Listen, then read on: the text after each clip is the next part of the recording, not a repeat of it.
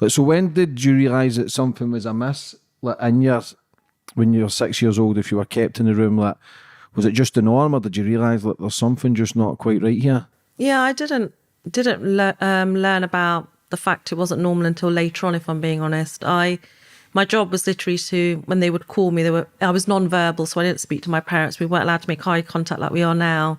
It was a case of always looking down, never speaking to somebody, looking at their faces. So my hearing ability was impeccable. I could hear them moving. I knew who was moving, who was coughing, who was sneezing. I could tell which person had opened the door because of the way they pulled it after they'd opened it. So I didn't have a very good connection with my family in that respect. But I was always called out of my room to cook. That was the main reason I was called out, because I was the only person that cooked in the house and cleaned. And one of my jobs was to cook for my parents. My dad, when he would come back from the pub, he would go away like, most guys go to a pub on a Friday or Saturday night, and they used to bring back a lot of their friends. And he used to bring back an array of people, some tall people, short people, whatever they were, but they were his friends and they were of the same culture.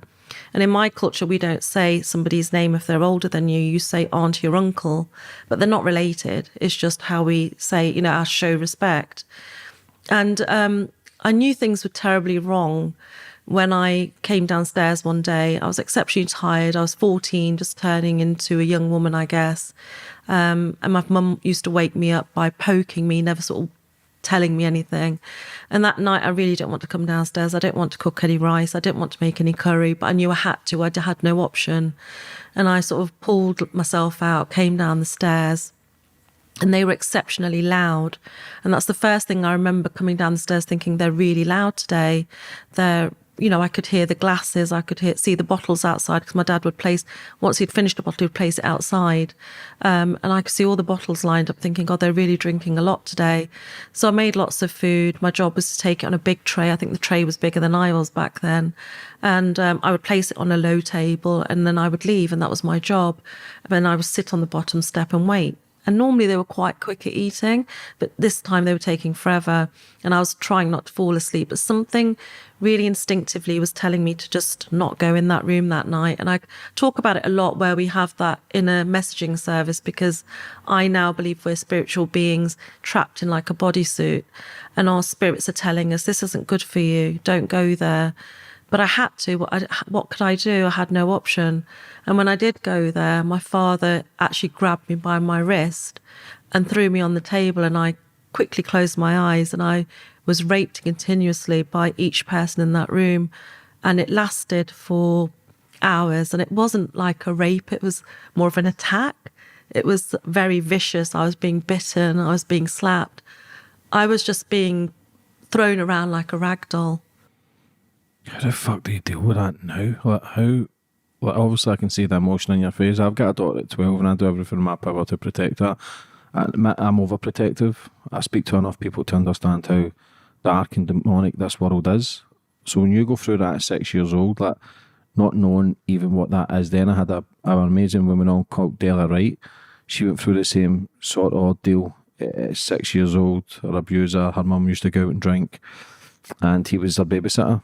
And this went on for many, many years. And the strength that this woman's got is unbelievable. The strength for you sitting here to able to talk about this stuff and try and raise awareness and still try to show love says everything about your character, and it shows you how far you've came in life. And I take my hat off to you, and I'm proud of you that you still managed to speak and still managed to be a better person, because that stuff can make people turn fast. Hate, rage, anger. No doubt you've had all that at some points in your life, but to be sitting here looking great and trying to get on with life is an amazing thing, and it shows what people can do with setting that mind and just want to be better and improve, which is so important in life. So after that experience then, like, as a kid, like, how do you move on from that? Do you become numb to the world? Is it, like, how hard is that to then try and, I don't know, forget, remember? So I was 14, I wasn't 6. So from 6, I'd started this process of being the servant, like a modern day slave, which I understand now. I didn't understand it then. But when I was 14 and this had happened, I lost myself.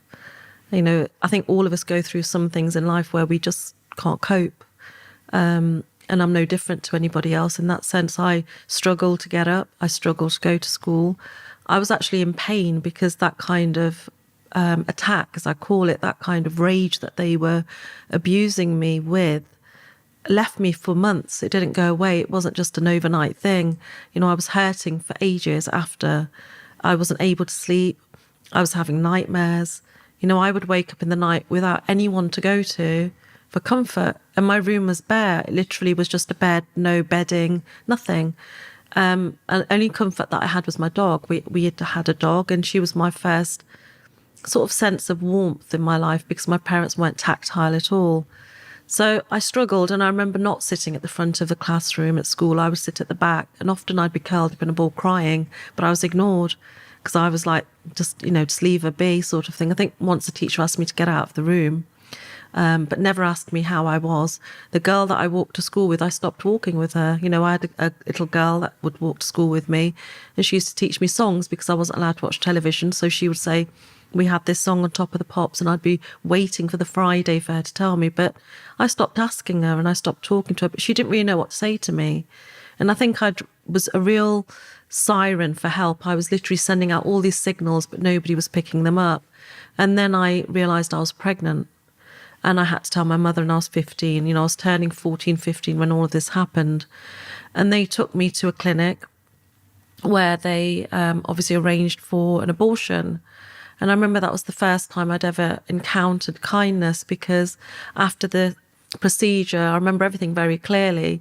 But the one thing that I remember the most, and I've said it time and time again, is somebody actually touched my hair. She brushed my hair back and she gave me a cup of tea. And I thought, how bad of a person can I be that she's giving me this cup of tea, that she's extending this gift to me? Who am I?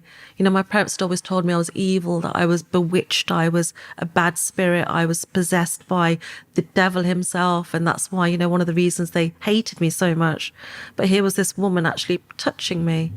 And I remember taking that kindness and thinking to myself all the way back, I can't be that bad. And I've got a habit of talking to myself. I've done it as a child, maybe not having anyone else to talk to. Some people have imaginary friends. The only friend I ever had was somebody called Fear, who literally followed me around everywhere I went from a young age. But I started to tell myself, maybe I'm not that bad.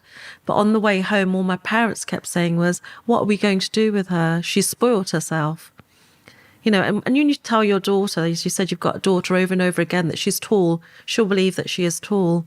I was being told that I was a problem, that their lives were terrible now, that people were going to laugh at them, and I wouldn't be able to have an arranged marriage because I wasn't a virgin anymore. And what was going to happen? And I hated myself. Sitting in the back, I looked at the back of my mum and the back of my dad, and I was really scared. I was really upset, and I just hated me. You know, many a times at school, I'd wished I was that white boy or that white girl and not this Indian girl that was trapped in this disgusting body that everyone hated. Many a time I wished I was the teacher or somebody else, and I just didn't like me very much. I hated myself to a point where I wanted to kill myself. And a couple of days later, after we got home from that, I took an overdose. And back then we had tubs of paracetamols, not packets. And I had the whole lot. Didn't know what I was doing. But if anyone's ever done that, they'll know you go through a lot of pain, abdominal pain, chest pain. I actually didn't know what to do. I took them, lay down thinking that would be it. But I didn't die, obviously. I'm still here to tell the tale.